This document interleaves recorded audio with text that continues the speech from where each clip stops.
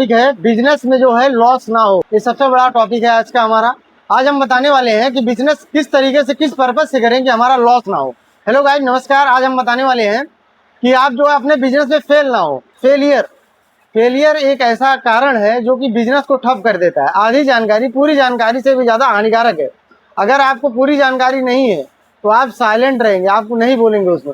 लेकिन आधी जानकारी रहेगी तो आधा अधूरा जानकारी जो है पूरी जानकारी ना होने से भी ज़्यादा अच्छा। हम आपको बताने वाले हैं कि जैसे कोई भी बिजनेसमैन हो, कोई भी जो है धंधा करने वाला, चाहे छोटा व्यापारी हो, चाहे छोटा दुकानदार या बड़ा दुकानदार या कोई भी व्यक्ति आधी अधूरी जानकारी लेता है, दुकान माल लाता है, दुकान ओपन करता है। दुकान चाहे किसी भी तरीके की हो, किराना हो, कपड़े की हो या किसी भी प्रोडक्ट की दुकान हो। अगर आप लाए माल, उसको आपने जो है 80 का लाया, 120 रेट लगाया, 130 में सेल करना है आपको, 30 रुपये आपने उसको प्रॉफिट रखा।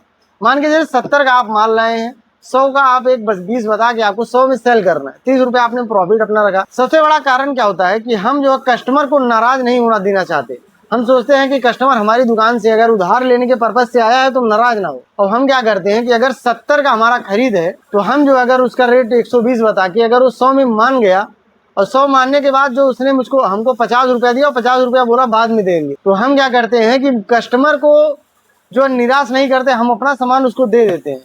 अब कस्टमर जो 30 रुपया प्रॉफिट तो ले गया, लेकिन उसके साथ हमारा 20 रुपया जो है, जो हमारी लगी पूंजी थी, वो भी साथ में लेके चला गया।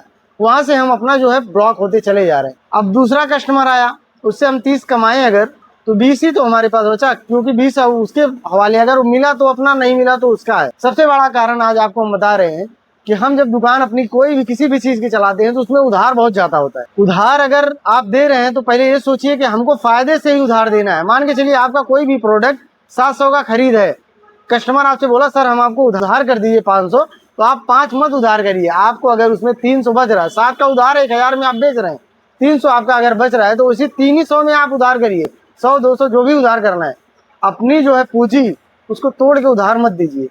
इस सबसे बड़ा कारण होता है आज दुकान को बैक ले जाने का। मान के चलिए एक कस्टमर कोई आया और हमसे जो है 1000 का सामान हमसे लिया और उसने 100 रुपये दिया, और हमको लगा कि सुबह का टाइम यार कस्टमर निराश ना हो, हमने उसको सामान दे दिया, हमने अपनी बोनी की, उसको सामान दे दिया। 900 रुपये हमारा गया। और 900 मिलेगा कि नहीं मिलेगा, हो सकता है आज नहीं, साल 6 महीना बाद दे।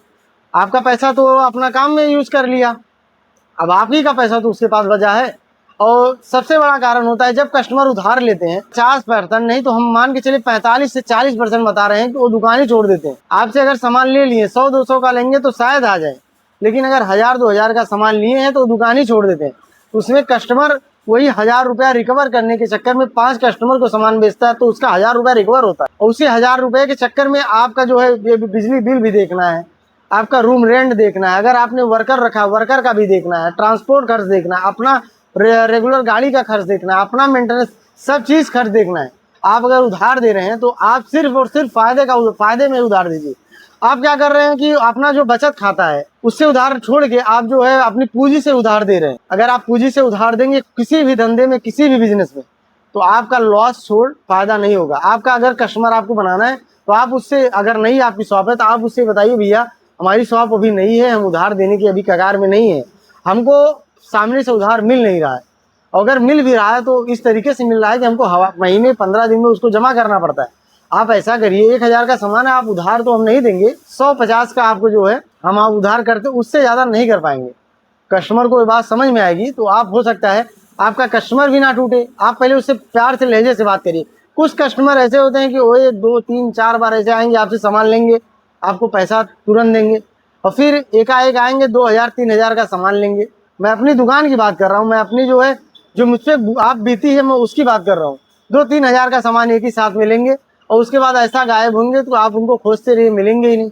मिलेंगे भी तो ऐसे हाथ दिखाएंगे जैसे लगता है कि आप नहीं, उन्होंने जो आपको कर्जा दे रखा है, उनकी बात ही एकदम अलग हो जाएगी। पहली बात तो कस्टमर भी आपसे टूट जाएंगे, वो दूसरे के यहाँ से सामान लेंगे। उनका दिनचर्या ऐसा बना रहता है, इनके यहाँ अगर 2-3 हज़ार उधार होगा, आप दूसरे के यहाँ चलो। कुछ कस्टमर की मैं बात कर रहा हूँ, मैं सभी कस्टमर की बात ऐसे नहीं कर रहा हूँ। आप इन बातों का अगर ध्यान रख के अपनी दुकान चलाएंगे। फेलियर का सबसे बड़ा कारण होता है उधार। आपकी दुकान चल रही है, आपको लग रहा है कस्टमर आ रहे हैं, जा रहे हैं, आ रहे हैं, लेकिन फायदा नहीं हो रहा है, उसका सबसे बड़ा कारण है उधार।